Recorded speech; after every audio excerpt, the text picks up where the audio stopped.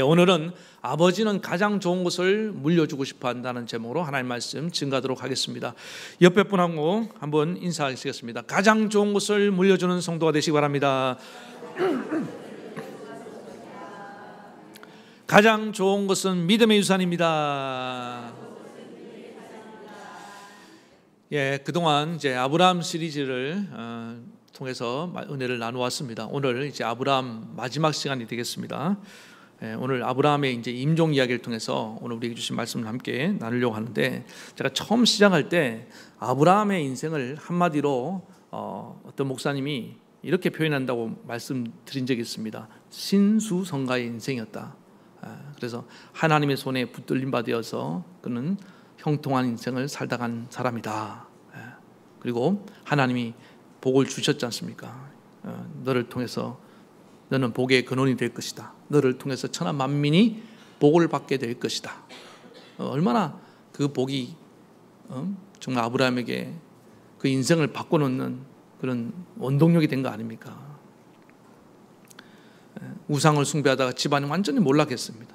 근데 아브라함이 하나님 부르심을 받고 이제 하나님 약속을 붙잡고 하나님이 가라 하는 대로 인도함을 받고 여기까지 온 거예요. 이 과정을 우리가 다 살펴봤습니다. 그래서 한마디로 아브라함은 정말 저주받은 인생이었지만 하나님의 축복으로 말미암아 다시금 이렇게 믿음의 명문 가문을 일으키게 되었다는 것입니다. 그래서 저는 우리 모든 성도들도 또 아브라함처럼 이렇게 믿음의 명문 가문으로 다 세워주시기를 간절히 바라겠습니다. 후대에도 아브라함이 믿음의 조상이라는 타이틀, 음악의 아버지, 다른 뭐의 아버지는 많지만 믿음의 아버지는 이게 정말 아무나 얻는 칭호가 아니지 않습니까? 그래서 저는 우리 믿음의 조상 아브라함을 살펴본 것은 우리에게 참으로 유익한 시간이었다. 저는 그렇게 생각을 합니다. 오늘 이제 본문을 좀 살펴볼 텐데, 아브라함의 아내 사라가 죽은 후에 37년이라는 세월이 지났습니다. 아브라함은 홀로 지내지 않고 또 후처를 얻었다. 보니까 여기 구두라라는 여인을 얻고 또 자녀를 보니까 자손들이 여러 명 나오지 않습니까? 그래서 아브라함의 자녀가 이삭과 이스마엘만 있는 것이 아니라 이런 많은 자녀들까지 이렇게 있다는 것을 우리가 알게 됩니다. 그리고 이제 세월이 지나서 이제 죽을 때가 가까이 온 겁니다. 아브라함의 향년이 175세였더라. 하나님 부름받고 75세에 부름받고도 100년을 더 산 거예요. 그러면서 그 100년의 여정 동안에 믿음의 여정이 얼마나 우리는 파란만장했는지 우리는 살펴보았습니다. 우리도 어느 순간에 이제 하나님이 불러서 이 땅을 떠날 때가 올 줄로 믿습니다. 그게 언제일지는 우리는 몰라요. 아브라함처럼 175세까지 살 분이 있을까요? 알 수 없지만은 아무튼 그때가 되면은 우리는 분명히 똑같은 마음이라고 생각합니다. 부모님들의 마음이 다 똑같아요. 여러분 오늘 밤에 만약에 내가 이제 이 땅을 떠난다, 천국에 간다, 그럼 어떤 마음이겠습니까? 자녀에게 내가 가지고 있는 제일 좋은 것을 물려주고 가고 싶은 마음이 있다는 겁니다. 할 수만 있으면은 내가 지금 가지고 있는 것이 비록 변변찮을지라도 내 모든 것을 통틀어서 인생의 제일 좋은 것들을 남기고 물려주고 싶은 것, 이게 다 부모의 마음이고 인간의 마음이라고 생각합니다. 그래서 오늘 아브라함이 자녀들에게 뭘 물려주는지 이걸 오늘 우리가 한번 좀 잘 살펴보면 말미암아 우리도 아브라함의 믿음을 본받는 시간 될 수 있기를 간절히 바라겠습니다. 자, 5절 6절을 다시 한번 보도록 합니다. 아브라함이 이삭에게는 자기의 모든 소유를 주었고 자기 서자들에게도 뭘 줬다고 말씀합니까? 재산을 주었다. 그러니까 오늘 이 본문을 볼 때 이삭에게 남겨준 거하고 다른 제자들에게 남겨준 것이 다르다는 것을 우리는 주목을 해봐야 된다는 것입니다. 그냥 이제 단순하게 생각할 때는 우리가 유산을 남길 때 주로 물질적인 자산을 많이 생각하지 않습니까? 부동산을 남긴다든지 땅이라든지 건물이라든지 아니면은 현금, 통장 이런 걸 많이 생각한단 말이에요. 그러나 오늘 여기 우리가 본문을 조금 더 깊이 묵상해 보고 아브라함 인생 전체를 통틀어서 보면은 오늘 이삭에게 물려주는 유산, 이 모든 소유라는 것이 단순히 이 유형의 자산만 있는 것이 아니다. 물질적인 재산만을 말하는 것이 아니라는 것을 우리는 알 수 있다는 것입니다. 그러면 아브라함이 이삭에게 물려주려고 했던 이 모든 소유는 무엇이냐? 물론 아브라함이 갖고 있는 그런 재산들 주로 가축이죠. 아브라함의 재산은 주로 양들, 그 다음에 뭐 염소 이런 가축들이 많습니다. 땅은 없어요. 땅은 매장지밖에 없어요. 그거는 사실 유산의 항목에 들어가기 어렵습니다. 그건 아브라함이 믿음으로 장차 이 땅을 하나님께 주실 것을 알고 그냥 그것만 샀기 때문에. 그럼 우물이 있지 않느냐? 맞습니다. 그 우물, 그건 제가 좀 이따 다시 말씀드릴게요. 그래서 우리가 생각할 때 보이는 유형의 자산만 있는 게 아니다. 소유라고 했을 때. 그래서 오늘날도 여러분들 지적인 소유권, 지적 자산권이란 재산권이란 말 들어보셨죠? 이게 뭐냐면은 산업기술이라든지 문화예술 콘텐츠라는 게 있어요. 그런 이제 지적 소유권을 물려줄 수 있다는 가 있는 거예요. 매매도 하지 않습니까? 예를 들어서 여러분들이 책을 냈어요. 출판을 했습니다. 그러면 그 도서 출판을 하면서 그 저자에게 일정 부분 수익이 오는 거 아시죠? 그게 지적인 재산권을 말하는 거예요. 아니면 음반을 냈다, 음원을 이렇게 냈다. 그러면은 그 음원에 대한 음반 판매의 일부분 수익이 그 저작권을 갖고 있는 사람, 소유권을 갖고 있는 사람에게 간단 말이에요. 그걸 지적인 재산권이라고 말합니다. 여러분들 노래방 가서 노래 부르면은 노래 한 곡 부를 때마다 나오나 노래 한 곡 부르면은 무시로 부르면은 그 무시로에 대한 그 한 분 얼마의 금액이 그 사람은 들어가는 거 아세요? 목사님, 우리 노래방 같은데 안 가는데요. 표정이 아는 거예요, 모르는 거예요? 몰랐어요? 이제 알았어요? 여러분 표정을 보면은 아는 거지, 모르는 건지 알 수가 없어요. 제가. 자, 그런 게 있단 말이에요. 그러니까 이 무형의 자산, 지적인 자산권이 있다 이 말입니다. 제가 이 얘기를 왜 쭉 끄집어냈냐면은 아까 제가 우물 얘기했잖아요. 아브라함에도 지적인 재산권이 있었는데 그게 뭐냐면은 우물을 파는 기술이에요. 이거를 다른 자녀들, 서자들한테는 안 주고 그거를 이삭에게만 물려줬단 말입니다. 자꾸 제자란 말이 나오네. 다른 서자들한테는 재산만 물려줬다니까요. 그런데 이 이삭에게는 우물 파는 이 기술을 어떻게 알 수 있냐면은 이 이후에 이삭의 여러분 스토리를 보면은 이삭이 우물 팠던 얘기가 나옵니다. 그래서 심지어 그 우물 때문에 뭐 분쟁도 벌어지고 그래서 이삭이 그냥 너 가져라. 응? 그 2번인가 3번인가 이렇게 우물을 줘버리잖아요. 파고. 그럼 왜 그러냐면은 이 땅에 대한 소유권이 없기 때문에 그런 거예요.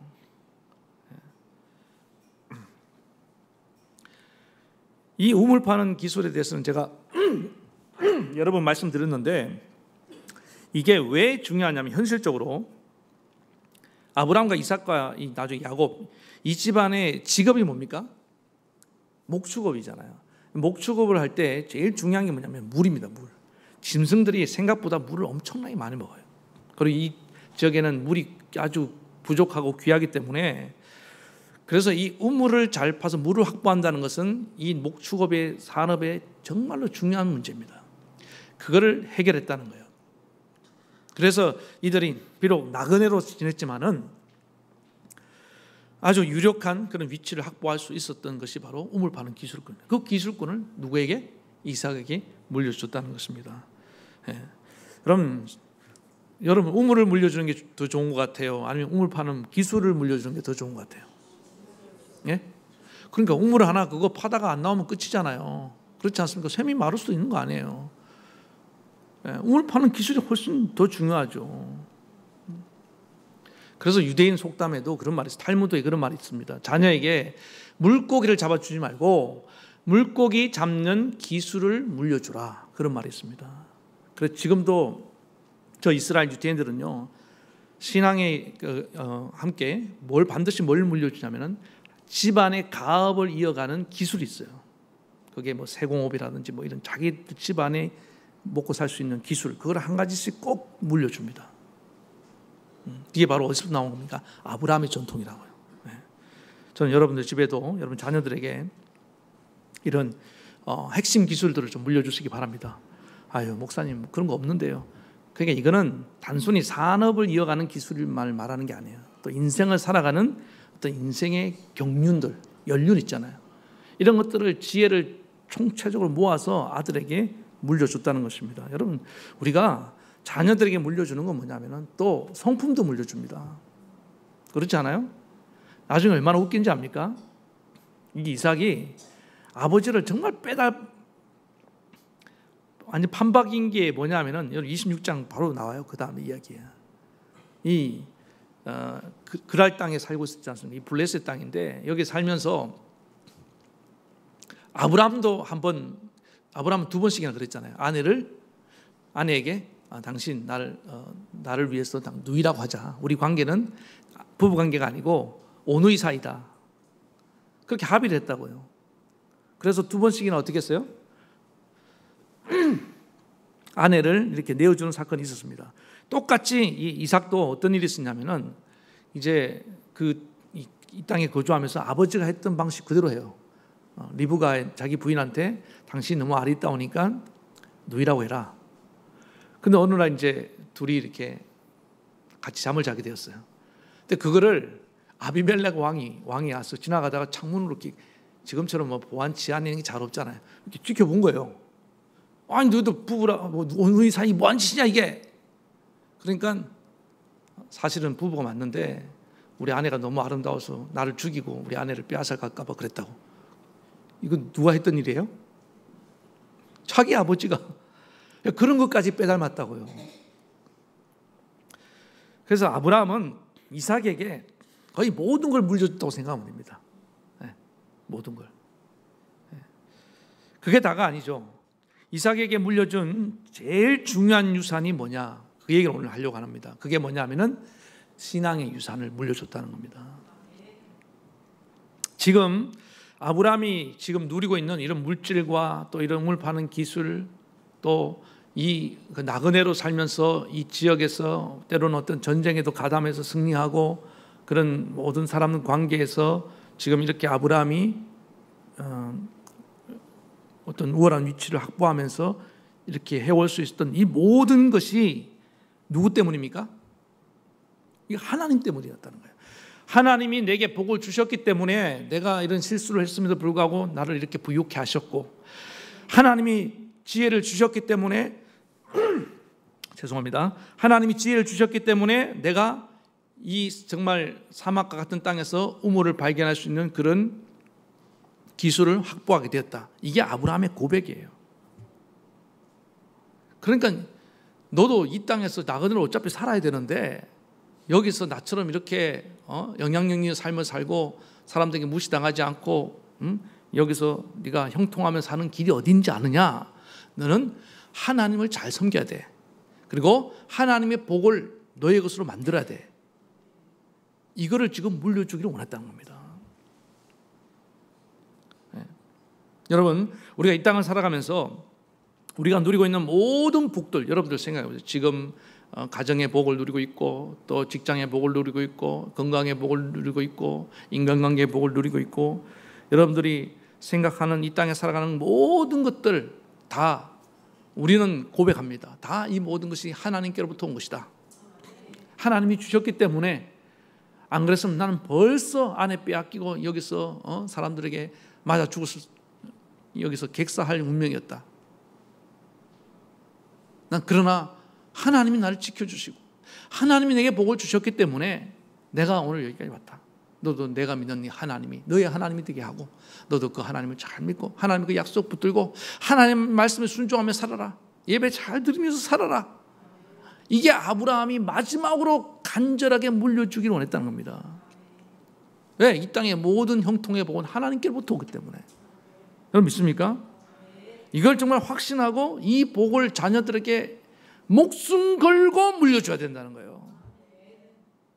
다른 거 물려주려고 하지 마세요.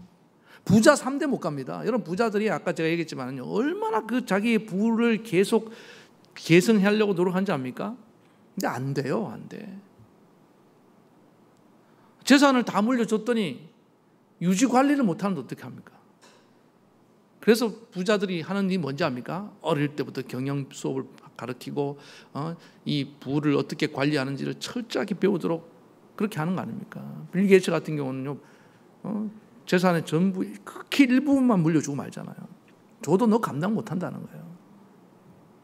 그 평생에 내가 어떻게 일구었는지 그 노하우를 물려줘야 된다는 거예요. 그 원천이 아브라함은 뭐다? 하나님의 복이다. 그래서 여러분들 오늘 결단을 내려야 됩니다. 하나님, 내가 우리 자녀들에게는 다른 건 모르겠지만 내 인생을 오늘 이렇게 복되게 하신 하나님의 복을 반드시 물려주겠습니다. 지금 여러분들 슬하에서 자녀들이 여러분이 하나님 복을 받아서 축복으로 누리고 있는 것들, 그거 다음 세대에 가서 여러분 자녀들이 하나님이 있는지도 모르고 하나님을 제대로 섬기지도 않고 하나님 말씀에 불순종하고 살면요, 다 빼앗깁니다. 다 빼앗깁니다. 하나도 안 남아있어요. 그런데 여러분 보세요. 아브라함의 복이 이삭에게로, 이삭의 복이 야곱에게로, 야곱의 복이 누구에게로? 요셉에게로. 이게 흘러가잖아요. 이 창세기를 통해서 여러분 하나님의 축복이 계승된다는 것을 천대까지 하나님 흘러가게 원하신다는 거예요. 이게 최고의 복이라는 겁니다. 오늘 아브라함이 이삭에게 이 믿음의 유산을 물려주었을 때 어떤 일이 일어났냐? 11절을 같이 보겠습니다. 자, 아브라함이 죽은 후에 하나님이 그의 아들 이삭에게 뭘 주셨고?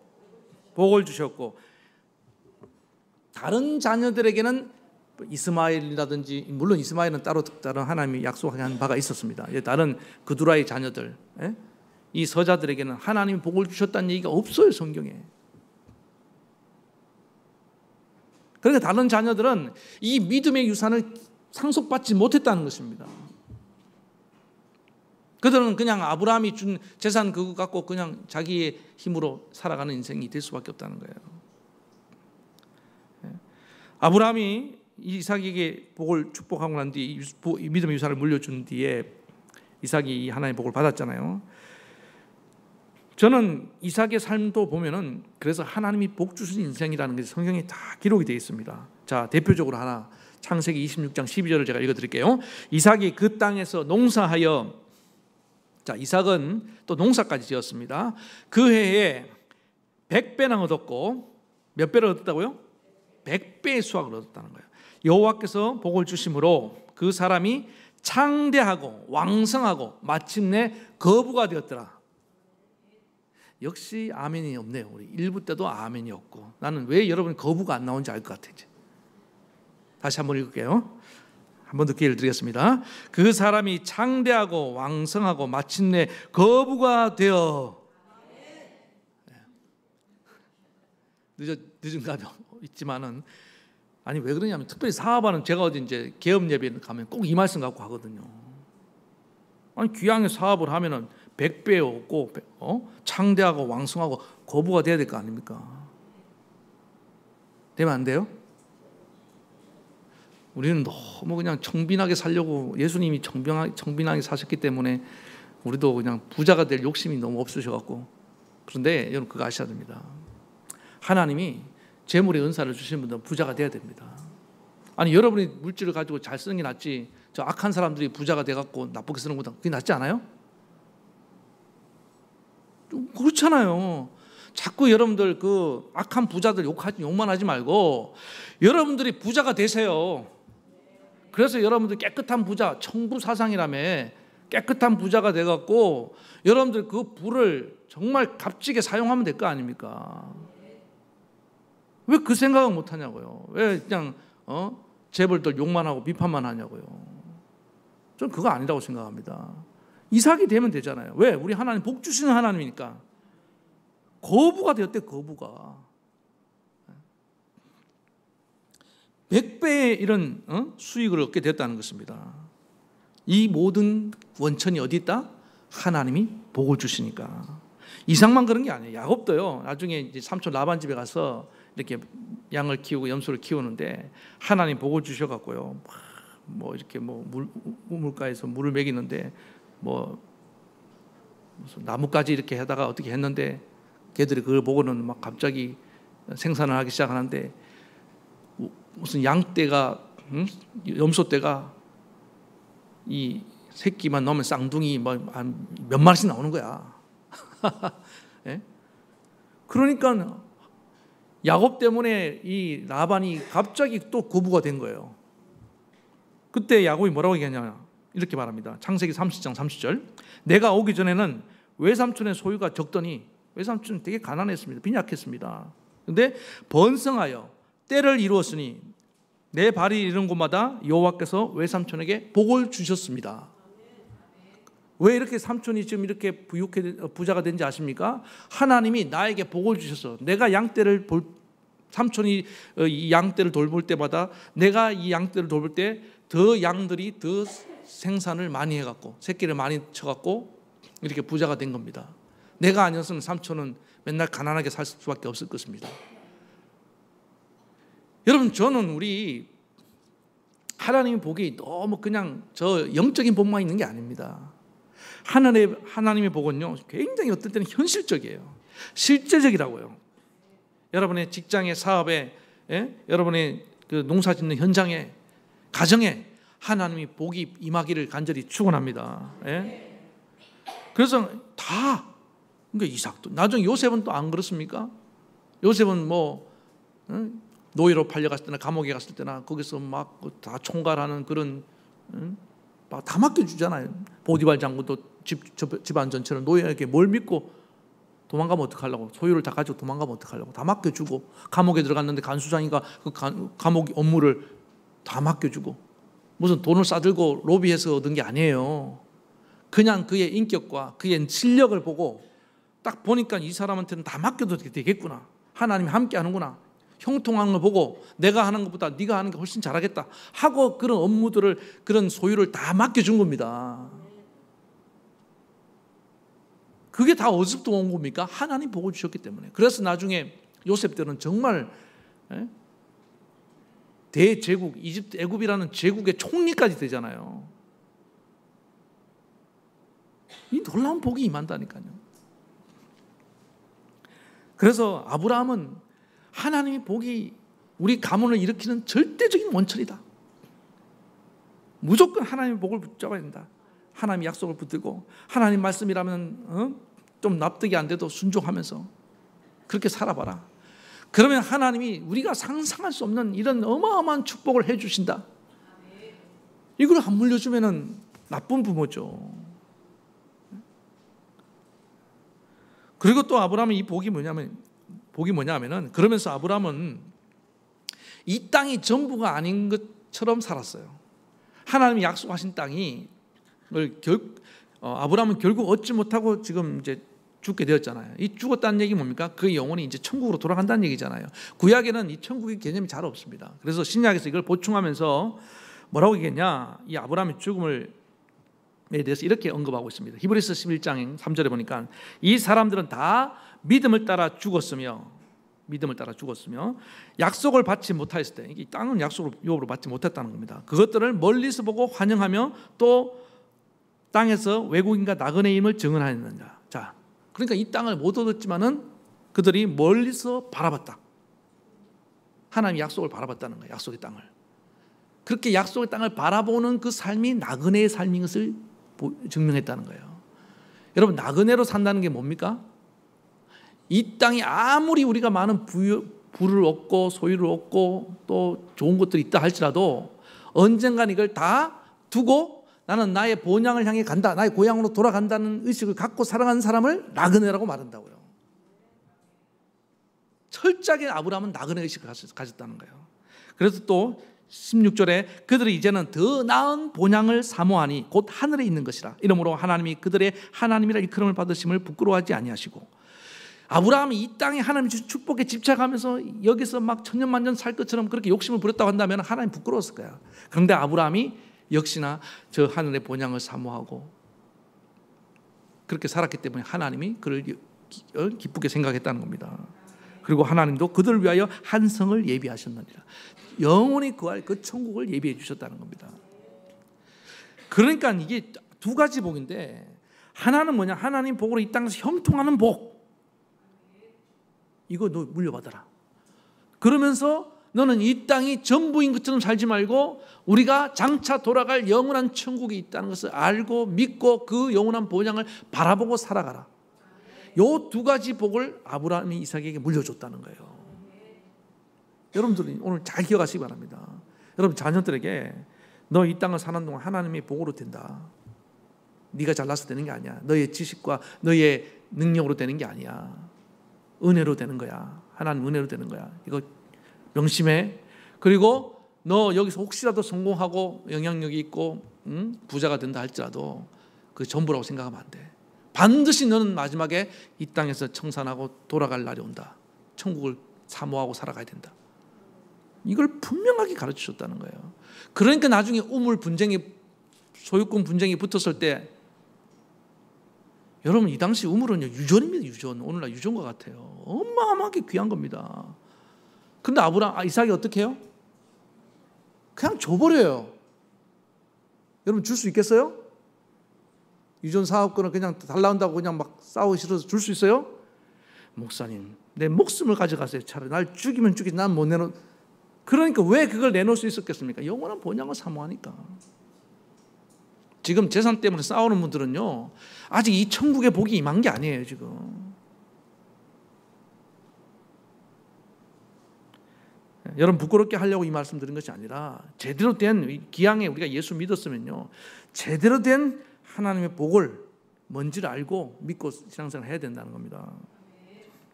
그래서 여러분이 이 아브라함 이삭에게 물려준 이 하나님 복을 다 받아서 이 땅에서 형통하고 저 천국에 함께 갈 수 있기를 간절히 바라겠습니다. 그러면은 이제 두 번째 파트로, 왜 이삭인가?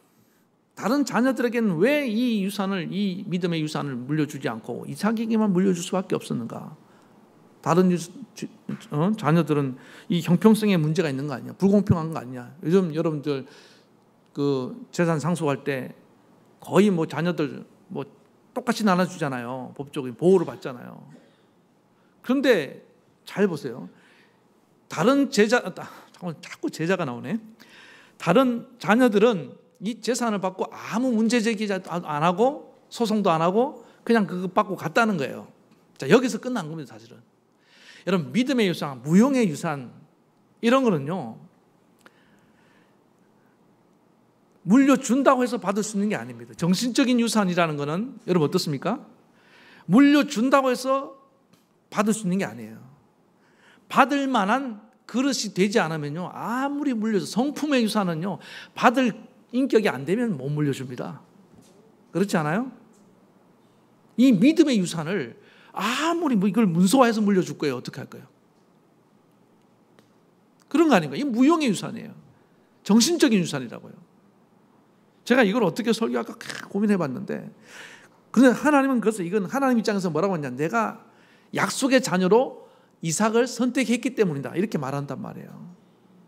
그러니까 하나님이 이삭을 선택했기 때문에, 하나님이 이스마엘을 선택했으면 이스마엘에게 이 믿음의 유산인 이 약속이 약속을 계승자가 됐겠죠. 근데 이건 하나님 마음이에요. 신학적으로 이걸 하나님의 절대 주권이다 이런 얘기를 합니다.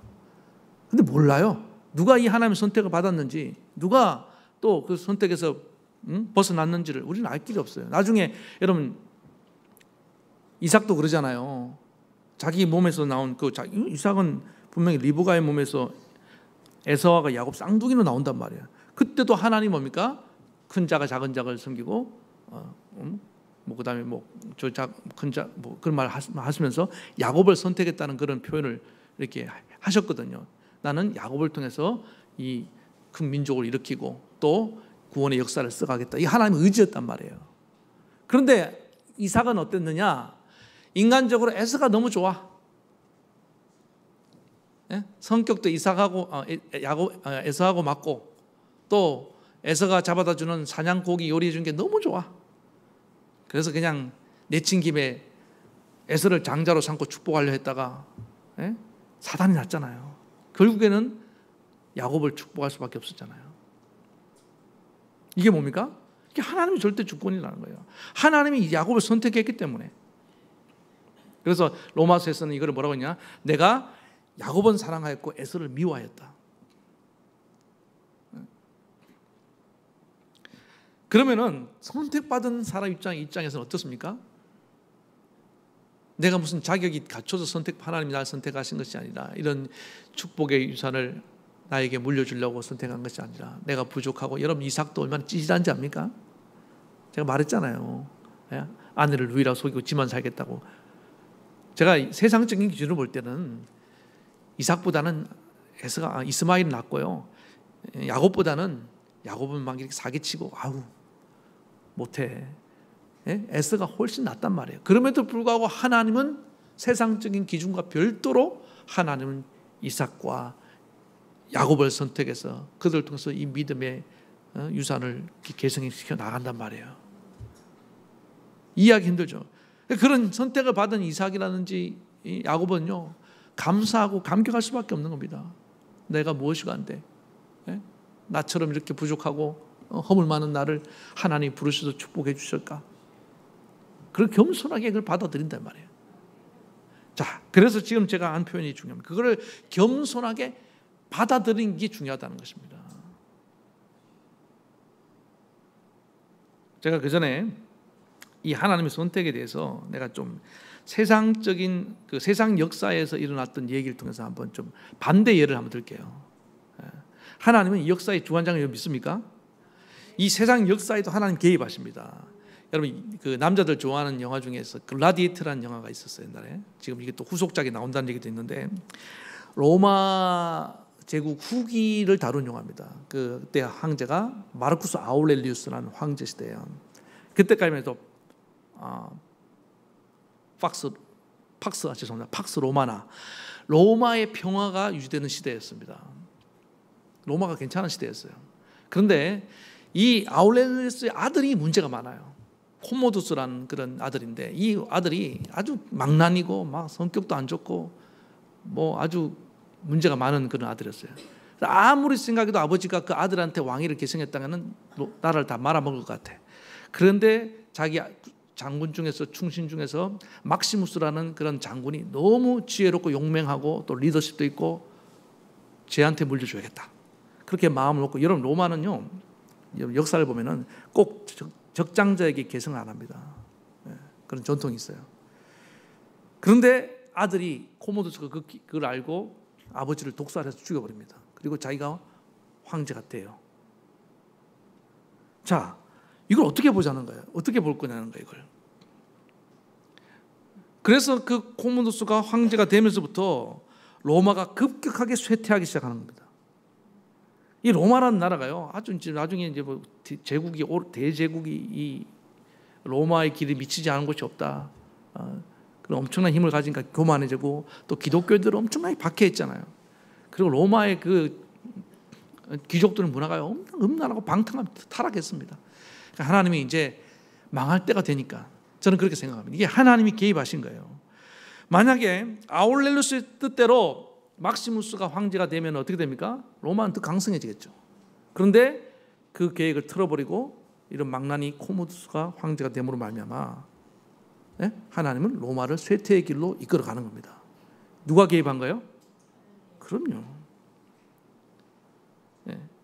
이걸 하나님의 예정론의 관점을 보면은 이게 하나님의 개입이라는 겁니다. 그러니까 하나님이 선하게 의롭게 한 시대의 한 나라를 살리기 위해서 그렇게 세우는 경우도 있고, 또 반대로 그런 부패한 나라를 망하게 하기 위해서 하나님은 어리석은 지도자를 세우기도 한다는 겁니다. 세계 역사를 보면요, 이게 참 신비로워요. 저는 신비로워. 그러니까 지금 보세요. 하나님의 구원 역사를 써가기 위해서 하나님 이삭을 선택할 수밖에 없고 야곱을 선택할 수밖에 없었습니다. 인간적으로는 좀 성격 결함도 있고 좀 부족한 것이 많지만은 단 하나 그들에게 갖고 있는 게 뭔지 압니까? 하나님의 약속의 가치를 아는 거예요. 하나님의 축복을 귀하게 여기는 거예요. 야곱도 얼마나 그걸 귀하게 여겼습니까? 오죽하면 팥죽 한 그릇을 가지고 그 장자의 축복을 얻으려고 했겠습니까? 그러나 에서는 어떻게 했습니까? 그건 뭐라고? 장난으로 여겼잖아요. 장난으로. 그러니까 벌써 뭡니까? 하나님의 축복 가치를 농담으로 여기는 사람, 가치를 하찮게 여기는 사람, 이삭도 보세요. 어느 정도 순종했습니까? 예? 나중에 하나님이 널 바치라고 한다. 그때 이삭의 나이가요, 왕성한 10대 티네이저입니다. 얼마든지 아버지를 뿌리치고 도망갈 수 있었지만은 이삭은 그렇게 하지 않냐고 어떻게 했어요? 그냥 순종해서 죽는 신용을 했단 말입니다. 왜? 하나님을 믿었다는 거예요. 그러니까 하나님의 약속이 틀리지 않은 것을 어떻게 할 수 있냐? 선택한 선택이 잘못되지 않은 것을 어떻게 할 수 있냐? 결국에는 그 하나님의 약속대로 그 사람이 믿음으로 하나님의 약속을 붙들고 하나님의 축복을 귀하게 여기고 하나님 말씀에 순종하는 모습으로 나온다 이 말이에요. 물론 처음에는 막 거절하고 나 못해요, 안 돼요, 뭐 그럴 수도 있어요. 아브라함처럼 막 믿음이 올라갔다 내려갔다가 엎치락 뒤치락 하기도 해요. 그러나 결국에 가서는 하나님의 선택은 하나님 부르시면 후회하심이 없다고 말씀하신 것처럼 그 사람이 하나님이 약속한 사람의 합당한 모습으로 세워지게 되더라 이 말입니다. 사도 바울 같은 경우 보세요. 하나님을 대적하고 예수 믿는 사람 핍박했던 사람 아닙니까? 그런데도 하나님 그를 이방을 구원하기 위한 구원의 그릇으로 하나님이 선택했다고 그랬잖아요. 그 나중에 누구보다도 어떤 사도보다도 더 열심을 내고 더 자기를 희생하면서 복음을 전하는 위대한 사도가 되잖아요. 하나님은 인생을 끝까지 가보시는 거예요. 전체를 보고 계신 겁니다. 우리는 일부분밖에 못 보잖아요. 지금 당장 보니까 이거 저건 아닌 것 같은데 어떻게 알아요? 하나님은 아니야. 지금 네 눈에 볼 때는 별 볼 것 없어 보여도 나는 안다. 저의 가치를 안다. 지금은 연약하지만 나중에는 자기 목숨을 내놓을 정도로 하나님 나라를 위해서 헌신할 제목이다.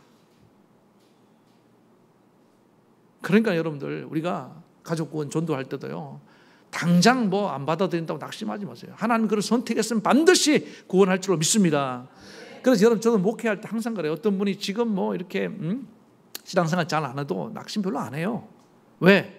하나님이 어떻게 또 만져가고 그를 불러서 정말 남은 인생을 하나님 영광을 위해서 귀하게 사용할 줄 알 수 없는 일이기 때문에 저는 여러분들 다 하나님이 선택한 자들이라고 믿습니다.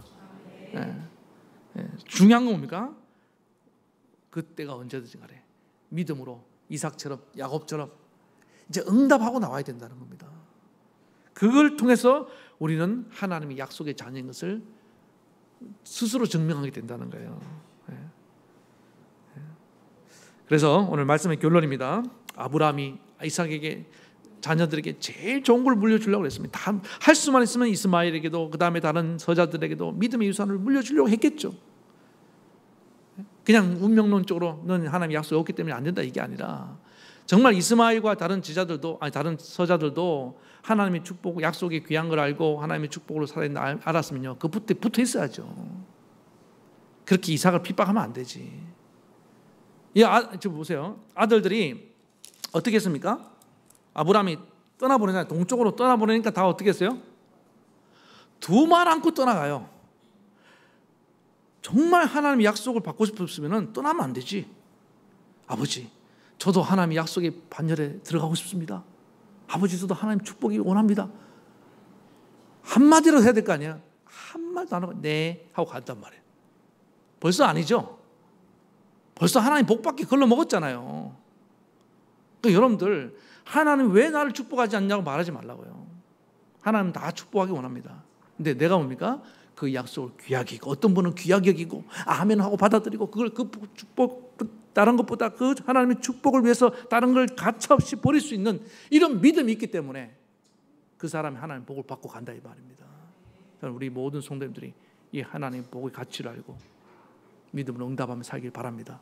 그리고 이 하나님의 약속과 축복의 유산을 여러분 자녀들에게 그대로 물려줘서 천대 만대까지 여러분 믿음의 이 계승이 이루어지기를 축원합니다. 우리 말씀 생각하면서 찬양 부르시겠습니다.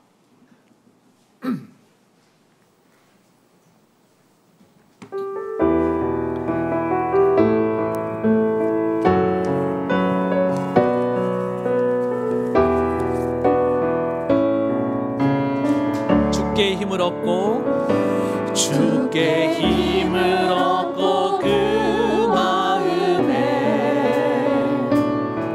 시온에 들어가 있는 그대는 하나님의 축복의 사람이죠. 주님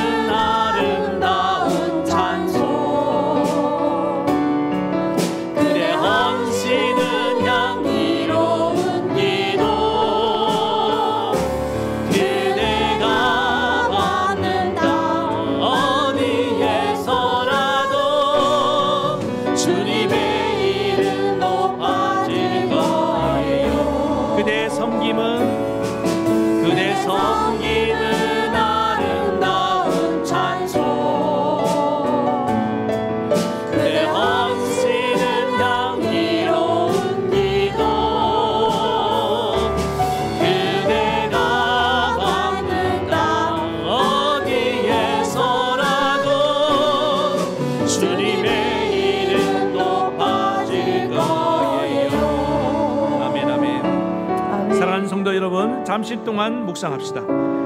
저는 아브라함의 이 복이 여러분 모두 받아 누리시길 바랍니다. 그리고 이 복을 여러분 자손 만대까지 계승해 갈 수 있길 바랍니다. 그래서 오늘 하나님 아브라함처럼 내 자녀에게 내 평생에 가장 소중한 것, 좋은 것을 물려줘야 되는데 그것이 무엇입니까? 재산 아닙니다. 물질, 이런 유형의 자산이 아니라 정신적인 자산, 무엇보다도 이 영적인 자산, 믿음의 유산을 물려주기 원합니다. 아브라함이 이 땅의 모든 형통과 성공은 하나님의 복으로 되는 것이다. 그리고 너는 이 땅에서 성공을 누리되 그 성공이 전부인 것처럼 생각하지 말고 돌아갈 영원한 본향이 있음을 알고 살아가야 된다. 이 복을 물려주려고 했던 것입니다. 여러분 이 복을 간직하고 있습니까? 받았습니까? 여러분 자녀에게도 이거를 물려주는데 모두 힘을 기울이시기 바랍니다. 그래야지 여러분 자녀들이 정말 한평생 이 땅에서 복된 삶을 살다가 함께 천국에 갈 수 있습니다. 약속의 자녀 하나님 이삭을 만들어 주시옵소서. 우리 모든 자녀들이 약속의 자녀, 하나님의 선택받은 자녀가 되게 도와주시고 그들이 이삭처럼 믿음으로, 야곱처럼 믿음으로 응답하는 모습을 허락해 달라고. 그래서 우리 집안들이, 여러분의 가정이 다 이 하나님의 약속의 계승자가 되고 축복의 유산이 계속 물려줄 수 있도록 붙잡아 달라고. 이 시간에 우리 주님 한번 간절히 부르고 통성으로 한번 같이 기도하는 시간 갖겠습니다. 주님께 기도하겠습니다. 주여, 아버지 하나님, 오늘 아브라함이 자기 자녀들에게 가장 좋은 유산을 물려주려고 했습니다. 그러나 이 하나님 정말 아브라함의 소유 중에서 가장 중요한 자산인 이 믿음의 자산은 오직 이삭만이 물려받게 되었습니다. 하나님의 약속이 그에게 있었기 때문입니다. 다른 자녀들은 하나님의 약속을 귀하게 여기지 않았습니다. 관심도 없었습니다. 오직 그들은 이 땅의 물질에만 관심이 있었고 이 땅의 형통에만 관심이 있었습니다. 그 형통의 원천이 하나님인 것을 알지 못했습니다. 하나님의 복이 없으면 아무것도 되지 않는데 그들은 그걸 알지 못했습니다. 오늘 우리 하나님의 약속의 가치를 알고 하나님의 축복의 가치를 알고 믿고 나아가는 우리 모든 성도들 되게 도와주시옵소서. 그래서 우리 모든 성도들이 이 하나님의 약속에 굳게 붙들림 받게 도와주시옵소서. 하나님의 축복을 고이 간직하고 깊이 간직하고 가슴에 새기고 살아가게 도와주시옵소서. 이 축복의 유산을 우리 자녀들에게 다 물려줄 수 있도록 도와주시고 우리 자녀들이 이 유산을 받기에 합당한 믿음의 그릇들이 되기를 원합니다. 하나님이여, 우리 자녀들을 불쌍히 여겨 주시옵소서. 눈에 보이는 것만 선혹되지 말게 도와주시고 보이지 않는 이 믿음의 유산을 사모하고 아버지 하나님 갈망하며 살게 도와주시옵소서.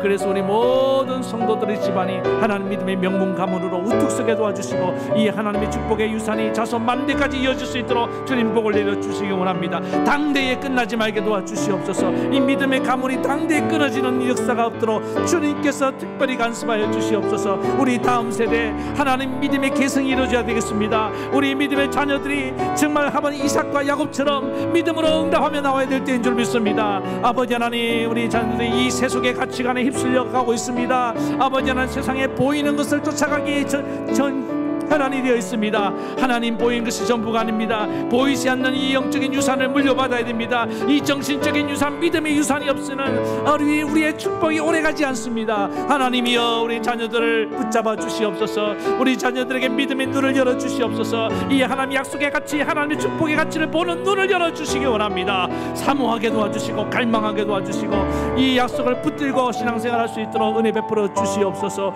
예배의 가치를 알고 하나님의 아브라함은 이삭과 야곱에게 함께 예배드리며 이 예배를 통하여 하나님을 만나고 하나님의 음성을 듣고 하나님의 모든 축복이 예배를 통해 흘러간다는 것을 깨달았고 가르쳐 주었습니다. 우리도 이것을 가르쳐 줘야 됩니다. 우리 자녀들에게 이 예배의 가치를 계승시켜 줘야 되는데 오늘 우리는 너무나 예배를 소홀히 여깁니다. 우리가 이렇게 예배를 소홀히 여기는데 어찌 예배의 유산이 물려 전수될 수 있겠습니까? 하나님이여, 우리를 불쌍히 여겨 주시옵소서. 우리가 회개합니다. 우리 스스로 하나님 약속을 하나님 무가치 여기고 하나님이여, 우리 스스로 믿음의 유산을 귀하게 여기지 못했던 죄를 회개합니다. 하나님, 다시금 우리가 아브라함과 같이 이 약속을 붙들게 도와주시고 하나님의 축복을 하나님 사모하는 자들 되게 도와주시옵소서. 그래서 이 유산을 잘 물려주는 그런 모든 성도들 되게 하시기 원하오며 예수님의 이름으로 기도합니다. 아멘. 하나님 아버지, 아브라함처럼 우리 자녀들을, 특별히 하나님 약속 있는 자녀에게 이 믿음의 유산을 물려줄 수 있는 우리 모두가 되기 원합니다. 모든 자녀에게 믿음의 유산을 물려주고 싶지만은 그들이 하나님 이 믿음의 유산을 받을 만한 믿음이 없기 때문에 하나님 그들이 상속받지 못합니다. 저들도 불쌍히 여겨 주시옵소서. 하나님, 그래서 이 땅에 우리가 형통하고 성공하는 것은 내 힘으로 되는 것이 아니고 하나님의 복으로 된다는 것을 철저하게 깨닫게 도와주시고, 또 우리가 성공하고 형통하더라도 우리가 돌아갈 영원한 저 천국 본향이 있음을 알고 하나님 이 땅을 살아가는 이걸 깨닫고 믿고 살아가는 것이 최고의 복인 줄 믿습니다. 이 복의 유산을 우리 자녀들에게 계승하고 우리 자녀들도 하나님 이 복의 유산을 받고 이 축복의 유산을 간직하고 살아갈 수 있게 도와주시옵소서. 하나님, 이 믿음의 유산이 아브라함이 이삭에게로, 야곱에게로, 요셉에게로 또 하나님 계속 전수됐던 것처럼 전수되어 가야 되는 줄로 믿습니다. 당대로 끝나지 않도록 하나님 우리를 도와주시옵소서.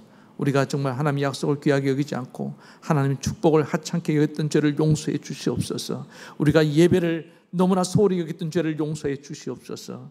우리가 이렇게 신앙생활 하는데 어찌 우리 믿음을 자녀들에게 물려줄 수 있겠습니까? 오늘 우리 모든 성도들이 정말 이 믿음의 유산을 온전히 계승해서 믿음의 명문 가문으로 일으켜 주실 것을 믿사오며 예수님의 이름으로 기도하옵나이다. 아멘. 우리 환자들 위해서 기도하겠습니다. 아픈 데 손을 얹고, 특별히 아픈 곳이 없는 분들은 가슴에 손을 얹고 기도하겠습니다. 하나님 아버지, 오늘 이 시간에 우리 환우들 위해서 기도합니다. 우리 하나님은 치료의 하나님이라고 하셨고 예수님 채찍에 맞음으로 우리가 나음을 얻었다고 약속해 주셨습니다. 그 약속의 말씀이 오늘도 유효하고 오늘도 살아 역사하는 줄로 믿습니다. 주님 뜻이라면 우리 사랑하는 성도들 고쳐주시옵소서. 육체적인 뿐만 아니라 마음의 병과 정신적인 병도 다 깨끗이 고쳐주셔서 주님 안에서 건강한 삶을 살아갈 수 있도록 복을 내려주시옵소서. 오 하나님, 우리를 고쳐주시니 감사하며 예수님의 이름으로 기도하옵나이다. 아멘. 이제는 우리 주 예수 그리스도의 크신 은혜와 하나님 아버지의 만극하신 사랑하심과 성령의 감동, 감화, 교통, 위로 역사하심이 아브라함처럼 믿음의 유산을 잘 상속해서 우리 모든 믿음의 가문을, 명문 가문을 일으키기를 원하는 사랑하는 모든 성도들 머리 위에 저들의 가정과 자녀와 생업과 이 나라 이 민족 위에까지 영원토록 함께하옵시기를 간절히 축원하옵나이다. 아멘.